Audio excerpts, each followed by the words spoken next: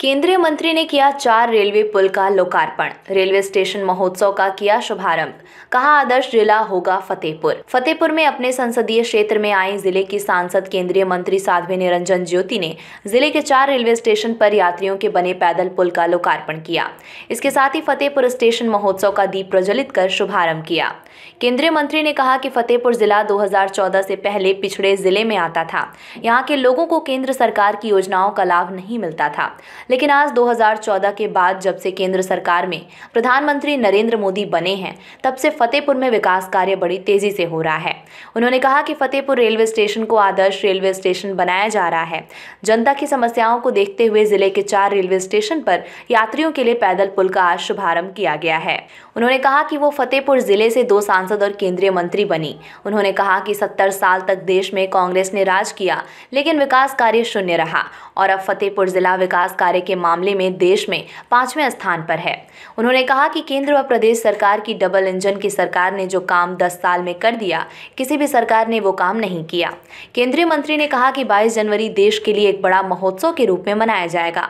हम सभी भगवान राम के प्राण प्रतिष्ठा के लिए 22 जनवरी का इंतजार कर रहे हैं। इस मौके पर तमाम भाजपा के नेता व कार्यकर्ता मौजूद रहे।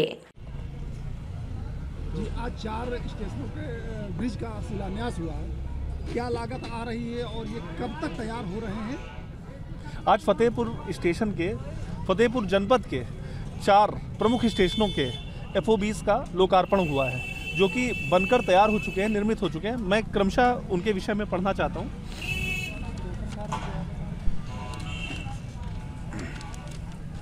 मलवा स्टेशन में जो FOB है, ये प्लेटफॉर्म नंबर 1 को प्लेटफॉर्म नंबर 2, 3 से जोड़ेगा। इसकी लागत 3.15 करोड़ रुपए है। कंसपुर गिगौली स्टेशन, इसका जो निर्माण है अप्रैल 2023 में पूरा हुआ। इसकी जो कॉस्ट है 3.35 करोड़ रुपए आई। कुरस्ती कलां स्टेशन, इसका निर्माण जून 2023 में पूरा हुआ 3.10 करोड़ रुपए की लागत से। औंग स्टेशन में जो FOB बना है, उसका निर्माण पूर्ण हुआ नवंबर 2023 में और 1.45 करोड़ की लागत से। फतेहपुर स्टेशन में जो 6 मीटर चौड़ाई और 12 मीटर चौड़ाई के जो 2 FOB बनने हैं,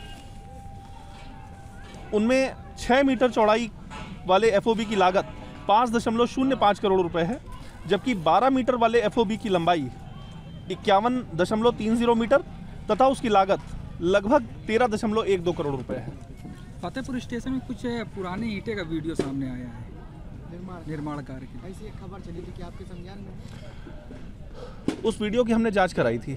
निर्माण एजेंसी से भी पूछताछ की गई। निर्माण एजेंसी ने कहा कि लेवलिंग के दौरान उन ईंटों को हम लोग निकाल कर अलग से, वो जो बेसिकली था वो स्क्रैप मटेरियल था, वो मटेरियल यहाँ पर उपयोग नहीं हो रहा था।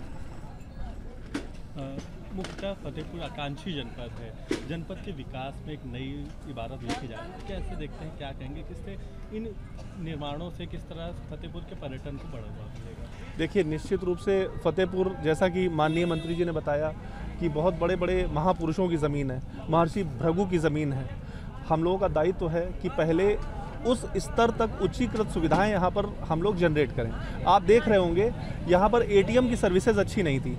हम लोगों ने अपने प्रयास करके फतेहपुर, दादरी जैसे 12 स्टेशनों में हिटाची कंपनी ने ATM सर्विसेज लगाई हुई हैं, जिसमें सारे बैंकों के ATM काम करते हैं। मतलब हम डिजिटलाइजेशन से भी फतेहपुर को लगातार जोड़ रहे हैं, लिंक कर रहे हैं। हमारा ये प्रयास रहेगा कि फतेहपुर का सर्वांगीण हम लोग विकास कर सकें। यहाँ की जो परिस्थितियाँ हैं सामाजिक आर्थिक, उनको जितना हम सपोर्ट कर सकते हैं उतना हम करेंगे।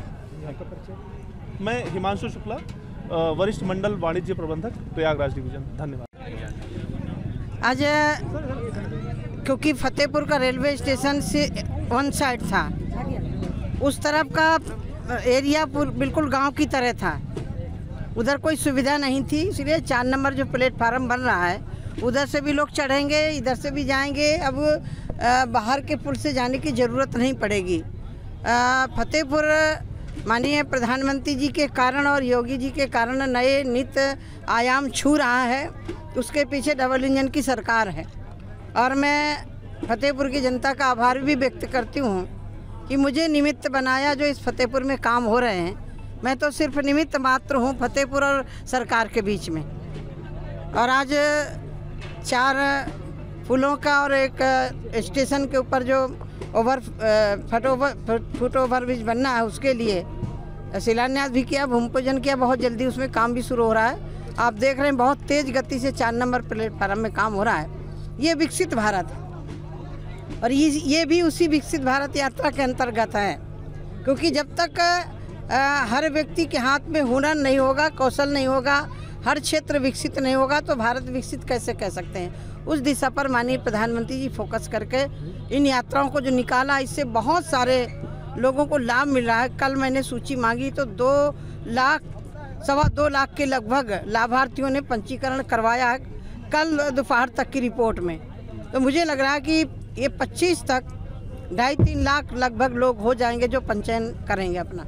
दीदी, राहुल गांधी का एक सवाल, उन्होंने बयानबाजी की है कि जो 22 तारीख को राम मंदिर निर्माण प्राण प्रतिष्ठा हो रही है, ये 2024 की सियासत है। इसमें क्या कहेंगे दीदी? सियासत तुम भी कर लेते भाई। जब रामलला टाट में बैठे थे तब हमारे से ही सवाल खड़ा करते थे, भारतीय जनता पार्टी मंदिर कब बनाएगी। हमारे लिए राम मंदिर सियासत नहीं है, हमारे लिए राम मंदिर और रामलला आस्था है। और आस्था यदि हमारे रामलला टाट में बैठे रहे तो ये तो हम नहीं देख सकते थे। माननीय न्यायालय ने फैसला दिया और हमारा राम जन्मभूमि ट्रस्ट उसका काम देख रहा है। भारतीय जनता पार्टी के माननीय यशस्वी प्रधानमंत्री जी के करकमलों द्वारा संतों के सानिध्य में, संतों के आशीर्वाद से उसका रामलला अपने गर्भगृह में प्रवेश करेंगे 22 तारीख को। जिनको राजनीति करना है तो करने दीजिए, हम उस पर कोई टीका टिप्पणी नहीं करते। निमंत्रण काम देना था, निमंत्रण गया और निमंत्रण ठुका रहा है। उनके नीचे के नेता कहते नहीं रामलला के मंदिर में उद्घाटन में जाना चाहिए। अब बड़े लोग क्यों कहेंगे, क्योंकि कांग्रेस के राष्ट्रीय अध्यक्ष खड़गे जी, मल्लिकार्जुन खड़गे जी, उनका बेटा प्रियांक खड़गे कहता है कि हाँ सनातन धर्म कोरोना वायरस से स्टालिन का समर्थन कर रहे हैं, तो कैसे आएंगे राम मंदिर के उद्घाटन में। और ये बात सही है कि जिनके जहुन में रामलला थे नहीं तो उनके लिए बात करने का भी कोई औचित्य नहीं है। विकसित भारत से लगातार अब गांव से शहरों की ओर है, क्या कहेंगे विकास की गाड़ी? गांव में भी जो अछूते लोग हैं, चाहे वो प्रधानमंत्री स्वनिधि के योजना के हों, प्रधानमंत्री कौशल विकास के हों, या विश्वकर्मा योजना से या अन्य योजनाओं से, उनको आवास के लिए सभी लाभार्थियों को लाभ देने के लिए काम अब गांव में लगभग थोड़ी बहुत ग्राम पंचायतें बची हैं जहाँ भी यात्राएं चल रही हैं। शहरों में आ चुका है, हर वार्ड में जाएगी यात्रा जहाँ जहाँ चिन्हित जगह हैं। और कल मैं देख रही थी काफ़ी मात्रा में लाभार्थी थे। आज तामेश्वर मंदिर में भी बहुत बड़ी मात्रा में लाभार्थी आए हुए थे। और यही मोदी जी की गारंटी है, गारंटी की गारंटी है।